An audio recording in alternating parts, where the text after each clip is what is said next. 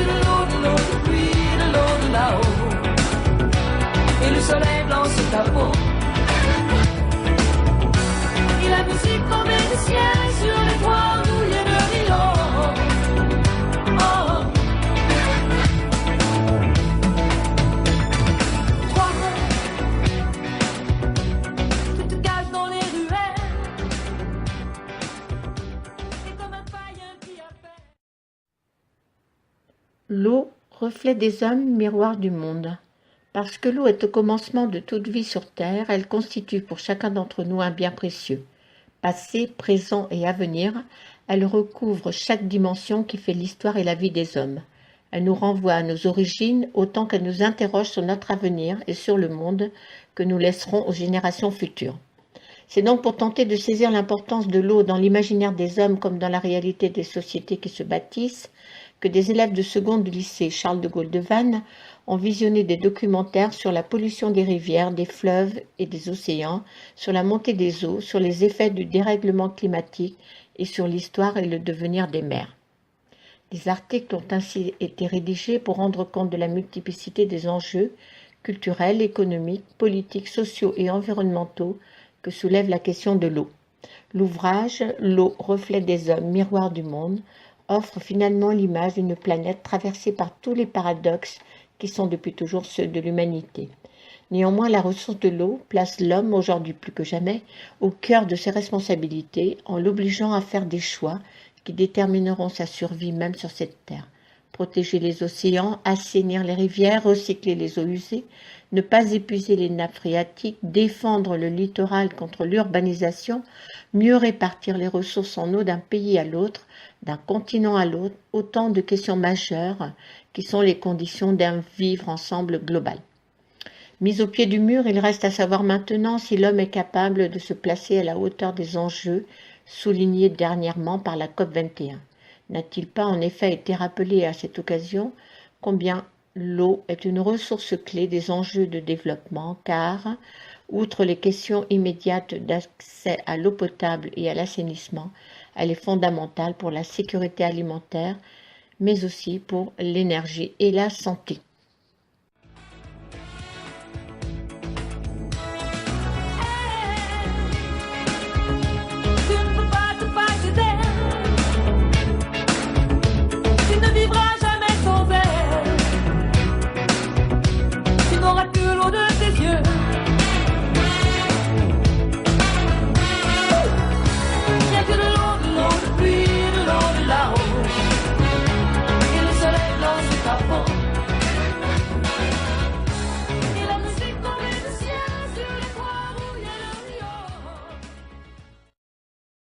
Parmi toutes les planètes connues, la nôtre est unique car c'est la seule à avoir de l'eau qui couvre 70% du globe, d'où son nom, la planète bleue. Tout d'abord, l'oxygène qui entre dans nos poumons vient à 70% de la mer, produit par des milliards d'algues microscopiques qui vivent à la surface de la planète. Enfin, les abysses, parties de l'océan où la lumière ne passe plus, occupent 80% du volume des océans, et pourtant la vie est quand même possible. La température ne dépasse pas les 2 degrés, la nourriture est rare, et la pression de l'eau y est énorme. La vie est lente dans les abysses, on vit au ralenti. Mais on ne connaît qu'une fine partie des abysses des océans, comme une goutte d'eau dans l'océan. 35 nouvelles espèces apparaissent chaque semaine dans nos océans, certaines disparaissent même avant que l'on ne les ait identifiées. L'eau est précieuse, parfois rare, toujours fragile. Elle est renouvelable, mais c'est toujours la même eau qui court à la surface de la planète. Il est donc essentiel de s'assurer au quotidien d'une qualité et d'une quantité d'eau suffisante pour satisfaire nos usages, mais aussi pour garder des rivières vivantes. C'est pourquoi il faut la préserver, la protéger et l'utiliser de façon responsable. Avoir accès à l'eau est devenu un enjeu économique puissant à l'échelle planétaire, qui pourrait devenir dans les siècles à venir l'une des principales causes de tensions internationales.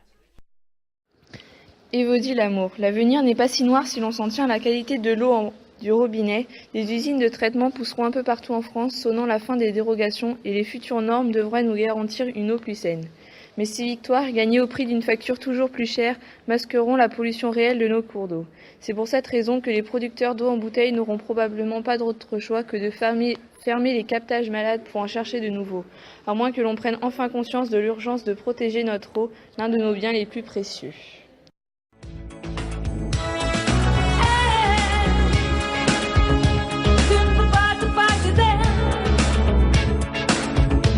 Tu ne vivras jamais sans elle.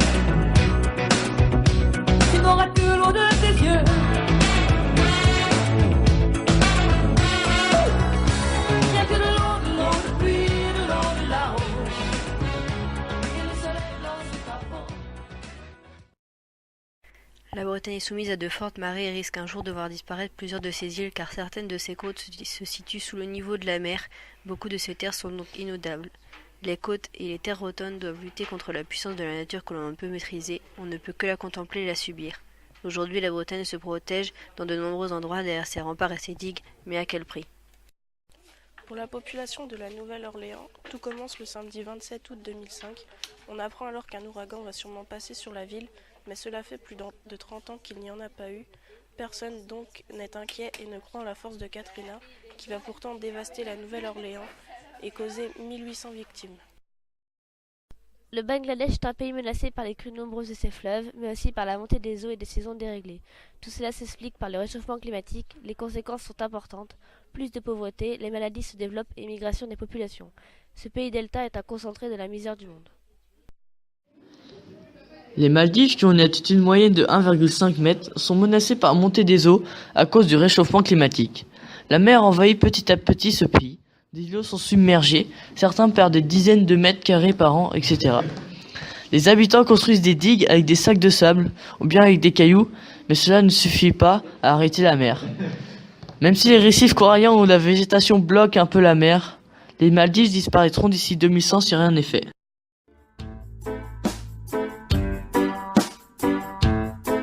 Vous êtes venus pour être prudent.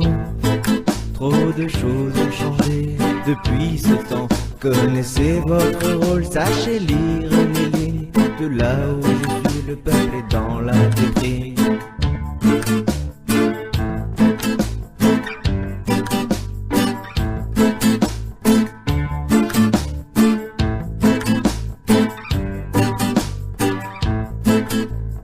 Dieu, cette fois n'est plus là.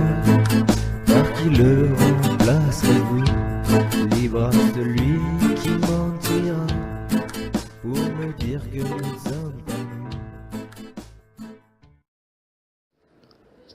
Ces dernières années, la Thaïlande a dû faire face aux pires inondations qu'elle ait connues depuis un demi-siècle. Le phénomène s'explique par la montée des eaux et l'affaissement du sol. En effet, la ville est construite sur d'anciens marécages à seulement 1 ou 2 mètres du niveau de la mer. Ce processus naturel a été amplifié par le poids des immeubles. Bangkok comporte 700 immeubles. Le risque d'inondation a également été aggravé par la disparition de la plupart des canaux. De petits villages côtiers sont eux engloutis et se retrouvent les pieds dans l'eau toute l'année. La mer avale 30 à 40 mètres chaque année.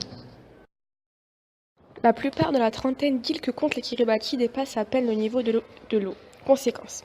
Elles ont déjà été envahies par l'océan. Nous avons des communautés qui ont dû être déplacées car leur village était submergé, expliqué en 2012 à l'AFP le président de l'archipel Anotong.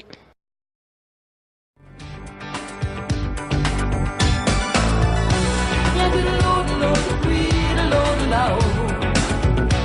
Et le soleil blanc sur ta peau. Et la musique tombée du ciel sur les toits mouillés de Rio. La mer Morte est en danger, mais contrairement à ce que l'on pourrait croire, ce n'est pas le réchauffement climatique qui est la cause de la chute du niveau de la mer, mais bien l'action des hommes. La faute au détournement du fleuve et au pompage intensif de la mer Morte pour l'agriculture, ainsi qu'aux activités d'industrie extractive à outrance d'Israël et de Jordanie. Bérengère, la Méditerranée.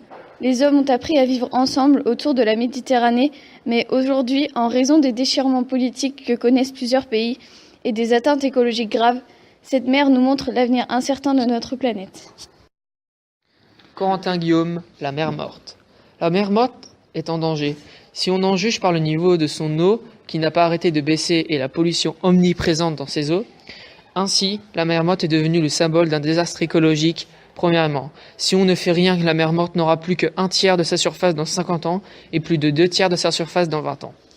La principale raison est le pompage du Jourdain par Israël.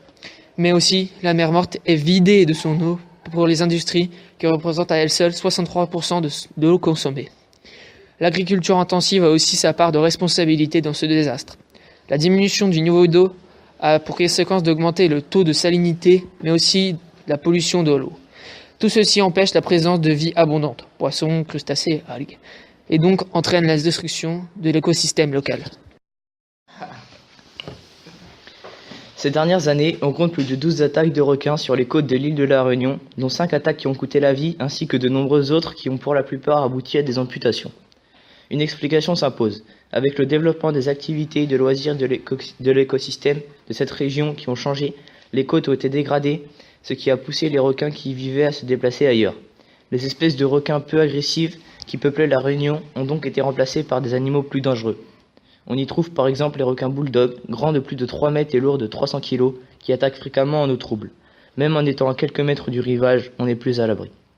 Antoine Boutouillet, Les requins à la Réunion.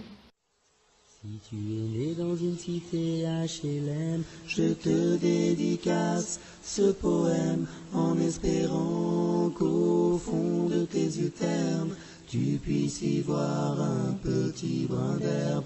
Et les mains vont faire la part des choses, il est grand temps de faire une pause, de troquer cette vie morose contre le parfum d'une rose. C'est l'hymne de nos campagnes, de nos rivières, de nos montagnes, de la vie manne, du monde animal, crie le bien fort, use tes cordes vocales. Pas de boulot, pas de diplôme, partout la même odeur de zone, plus rien n'agite tes neurones. Pas même le shit que tu mets dans tes cônes. Va voir ailleurs, rien ne te retient. Va vite faire quelque chose de tes mains. Ne te retourne pas, ici tu n'as rien. Et sois le premier à chanter ce refrain. C'est l'hymne de nos campagnes, de nos rivières, de nos montagnes, de la vie manne, du monde animal. Crie le bien fort, use tes cordes vocales. Assieds-toi près d'une rivière, écoute le coulis de l'eau. Sur la terre, dis-toi qu'au bout, et il y a la mer, et que ça n'a rien d'éphémère. Tu comprendras alors que tu n'es rien comme celui avant toi, comme celui qui vient, que le liquide qui coule dans tes mains te servira à vivre jusqu'à demain matin. C'est l'hymne de nos campagnes, de nos rivières, de nos montagnes, de la vie manne, du monde animal. Crie le bien fort, use tes cordes vocales. Océan de plastique. Entre les pots de yaourt, les emballages alimentaires et les sachets de course, le plastique a tout simplement envahi notre vie. Malheureusement, il envahit aussi les océans, une pollution qui a un impact majeur sur l'environnement. De cette façon, si les plastiques nous ont facilité la vie dans bien des domaines, on pense rarement par contre à la pollution qu'ils engendrent. Ils condamnent ainsi l'avenir de nos océans et de leurs écosystèmes. Chaque année, on estime que ce sont 30 millions de tonnes de plastique qui sont retrouvées dans les mers du globe. En d'autres termes, 90% des déchets retrouvés à la surface des océans sont faits de plastique, bouteilles, cordes en nylon, bâches et sacs. Ces derniers représentent 60% des déchets plastiques en mer. Le Citarum est le plus long fleuve de l'île de Java, en Indonésie. Son bassin est le plus grand de l'ouest de l'île. Il prend sa source au sud de l'île, au mont Wayang, et se jette dans la mer de Java. Son nom en langue soudanaise signifie la rivière de l'Indigo. Il est source d'énergie hydraulique qui approvisionne des villes comme Bandung et Jakarta. Le Citarium fournit de l'eau pour la faune, la flore, l'alimentation des nappes et les êtres humains. Le Citarum, jadis un fleuve majestueux, est aujourd'hui considéré comme l'un des plus pollués au monde, voire le plus pollué. La France commercialise plus de 700 espèces dont le cabillaud, l'aigle fin, le merlu, le maquereau ou encore le mérou. Ces poissons passent presque tous par le marché de Hambourg. Ils viennent de toutes les mers du globe et sont commercialisés dans plusieurs pays européens. Par ailleurs, d'après les enquêtes qui ont été effectuées, un poisson sur 2 proviendrait de l'aquaculture et 53% des espèces de poissons consommables seraient arrivées à leur limite de pêche et 30% sont surpêchés.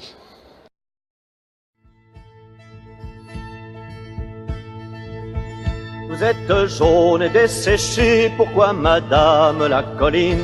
Vous êtes jaune et desséché, pourquoi madame la colline? Mes racines on a arraché, je n'ai plus d'eau dans la poitrine. Mes racines on a arraché, je n'ai plus d'eau dans la poitrine. Et l'eau s'enfuit, s'enfuit, s'enfuit, dans les prairies l'herbe est si belle. Et l'eau s'enfuit, s'enfuit, s'enfuit, j'entends taper le seau sur le fond du puits. Dans les cellules de mes talus, la terre reste prisonnière. Dans les cellules de mes talus, la terre reste prisonnière. Aujourd'hui sur la roche nue, les troupeaux vont dans la poussière. Aujourd'hui sur la roche nue, les troupeaux vont dans la poussière. Et l'eau s'enfuit, s'enfuit, s'enfuit, dans les prairies l'herbe est si belle. Et l'eau s'enfuit, s'enfuit, s'enfuit, j'entends taper le seau sur le...